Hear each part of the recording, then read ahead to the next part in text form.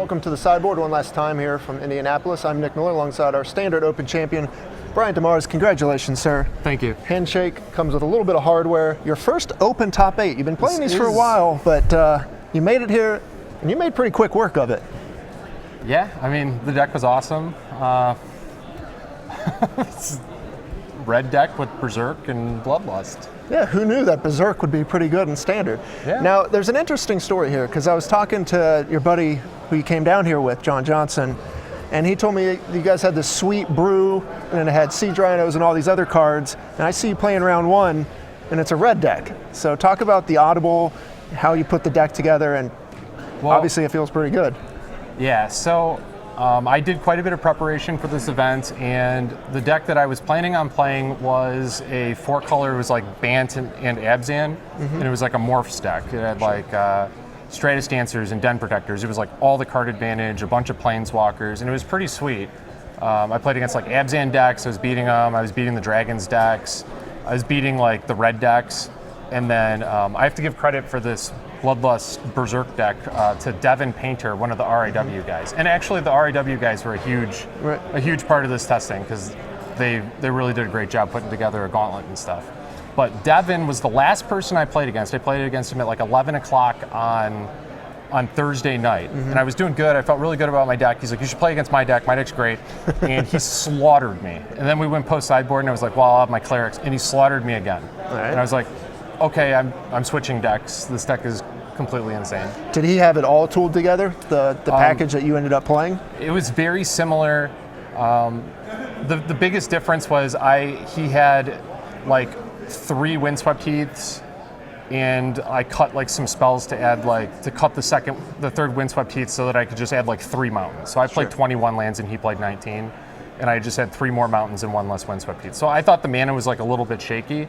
So it's the Kyle Bogamus theory of you take a deck that's great and you add a land to it. Can't argue with the results. Now, this is an interesting take on the Atarka Red shell, because from the last season we saw this deck, it was always going wide with a bunch of goblins, Hordeling Outburst, a lot more 1-drops, that kind of thing, more Burn of Curse, of course. But this deck, this is a whole new animal. You're killing people out of nowhere with Become Immense, Temur Battle Rage. No one was ready for that. Yeah.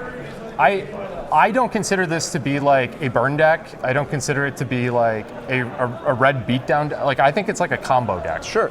I mean, you have 2 combos. You have this like make tokens Atarka's command, and a pump spells prowess plus I keep calling it Berserk, Temur Battle Rage. It's fine. So it's Berserk. But these things just deal a ton of damage. Like you're paying like 2 mana to deal like 10 damage, 14 damage. I got someone in a feature match for 18. Like, just a ton of damage.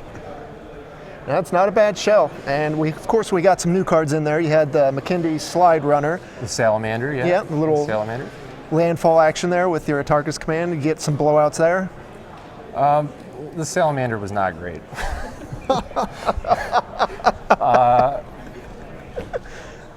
I drew it a couple of times. It was embarrassing more than once, but it was also insane a couple times too. So, sure.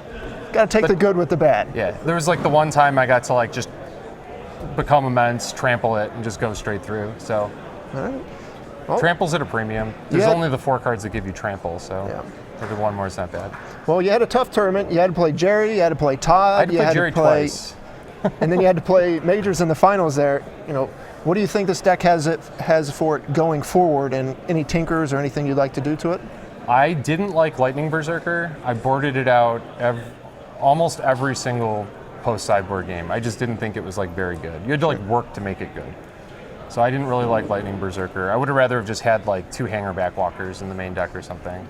Right. Who knew? Hanger Backwalker, pretty good. Yeah, and I had sort of a transformational sideboard where I could board in like Hanger Backs and Thunderbreak Regents, and actually, you know what? I would like the Thunderbreak Regents in the main deck. They were great. Yeah, the Regent looked great against Jerry when you got him low. There's no real way to answer that card. Yeah, it was. I sealed game 3 against Jerry with the Thunderbreak, and I sealed game 3 against I think his name Adam, right? Adam, yes, with the Thunderbreak as well. Yeah. So that card was just a great finisher.